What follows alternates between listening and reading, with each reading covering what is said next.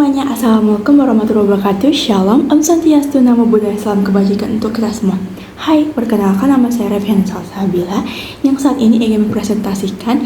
Yang sebelumnya saya sudah mempresentasikan tentang komponen-komponen dan juga input dan output. Sekarang saya akan menjelaskan tentang digital storage atau penyimpanan. Nah, untuk slide pertama kita akan menjelaskan tentang pengertian dasar penyimpanan atau storage. Penyimpanan atau storage adalah tempat di mana data disimpan dan dikelola dalam sebuah sistem komputer sebagai komponen penting dalam teknologi informasi. Penyimpanan memungkinkan pengguna untuk menyimpan, mengakses, dan manipulasi data sesuai kebutuhan. Nah, di era digital saat ini, peran penyimpanan menjadi semakin penting untuk memastikan kelancaran operasional serta keamanan data. Contoh media penyimpanan itu ada hard disk, SSD, kartu memori, flash drive, cakram optik, NAS, lalu kartu magnetik, lalu kartu pintar, tag RFID, tag NFC, dan juga cloud storage. Nah, peran utama dengan memori, perbedaan utama dengan memori atau RAM, ada storage bersifat non-volatile, lalu yaitu data tetap ada saat daya mati. Lalu perbedaannya juga ada memori. Di memori, dia ini bersifat volatile, data hilang saat daya mati. Lalu ilustrasi saat komputer mati, data di RAM hilang, tetapi data di hard disk tetap tersimpan. Nah, selanjutnya kita akan masuk ke slide kapasitas penyimpanan dan waktu akses.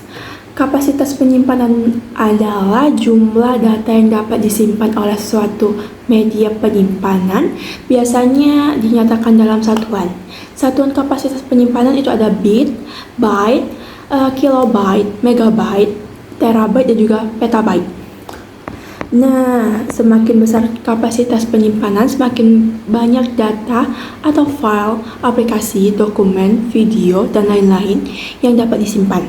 Contoh kapasitas pada media penyimpanan itu ada pertama HDD atau SSD, mulai dari 128 GB sampai beberapa terabyte. Lalu ada flash disk 4 GB, 8 GB, 16 GB sampai juga 32 GB dan seterusnya. Lalu ada kartu memori atau micro SD, itu dari 16 GB, 32 GB, 64 GB, dan 128 GB. Lalu yang ketiga itu CD atau DVD. CD itu sekitar kurang lebih 700 MB. Lalu DVD itu sampai 4,7 GB. Kalau cloud storage itu kapasitas sesuai paket, misalnya 5 GB, 100 GB sampai 1 terabyte. Kita akan masuk ke hard drive atau hard disk atau juga HDD.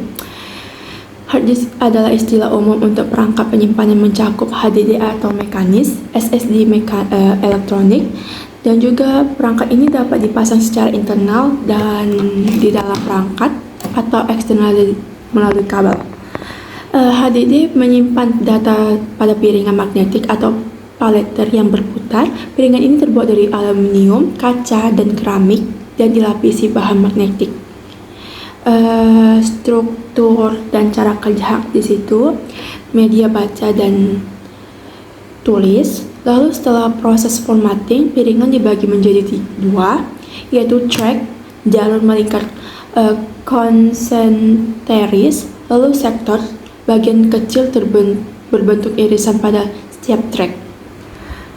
Lalu kapasitas HDD itu ditentukan oleh jumlah piringan, kepadatan data pada piringan.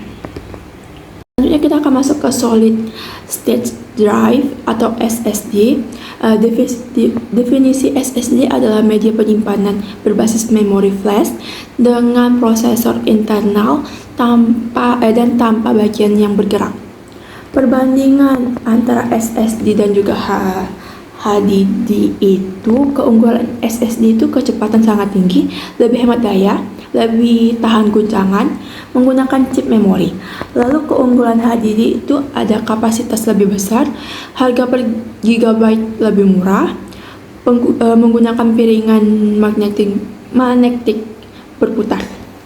Nah, selanjutnya kita akan ke penyimpanan memori flash portable. Ada yang namanya USB flash drive, perangkat penyimpanan berbasis flash yang dihubungkan melalui port USB, sering disebut flash disk atau thumb drive. Lalu kita masuk ke kartu memori atau memory card, media penyimpanan flash berukuran kecil yang dapat dilepas, digunakan pada komputer, ponsel, kamera, dan card reader. Lalu kita akan masuk ke contoh jenis kartu memori. Itu ada SDHC, SDXC, micro SD, dan juga compact flash atau CV. Selanjutnya kita akan masuk ke cloud storage atau penyimpanan awan. Definisi dari cloud storage adalah layanan berbasis internet yang menyediakan ruangan penyimpanan data bagi pengguna komputer maupun perangkat mobile, baik untuk kebutuhan pribadi atau bisnis. Keunggulan dari cloud storage itu akses file dari mana saja dengan internet. Dia bisa diakses filenya dari mana saja dengan internet.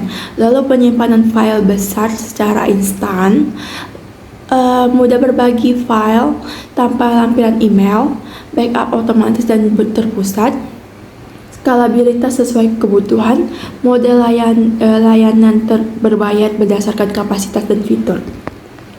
Selanjutnya kita akan masuk ke cakram optik atau optical disc.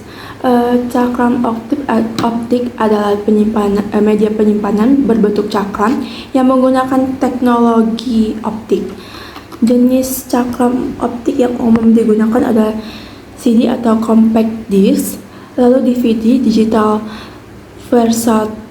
versatile disc atau digital video disc, lalu Blu-ray disc. Lalu kita akan masuk ke enterprise storage.